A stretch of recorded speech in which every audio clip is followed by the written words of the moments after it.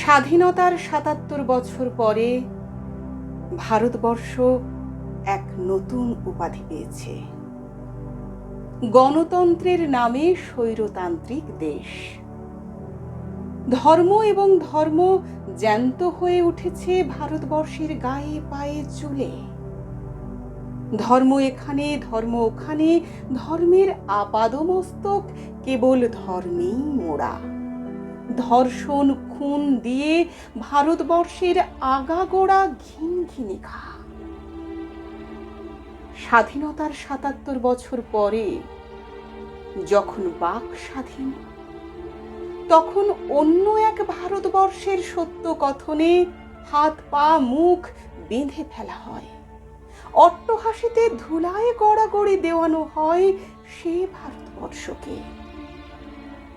স্বাধীনতার ৭৭ বছর পরে কেঁচো খুঁড়তে গিয়ে কেউটে পকেটে উপযুক্তের চেয়ে বেশি মূল্য ভরে দিয়ে তৈলাক্ত হাসে, বলে সবই কেঁচোরই দোষ, দাও দাও ওকে ফাঁসি দাও।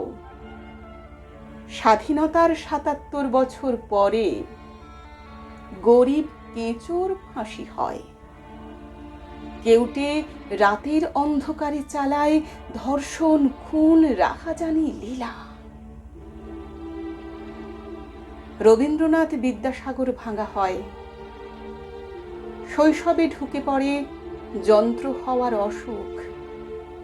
18 স্পর্ধা অন্যায় ভাঙে না, অন্যায় গড়ে।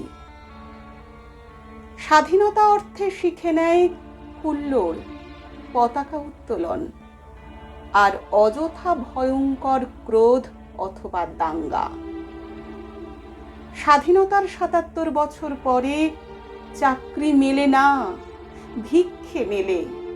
রাজপথে হাহাকার মেলে, বড্ড অভাব, আমরা যোগ্য, চাকরি দাও, চাকরি দাও।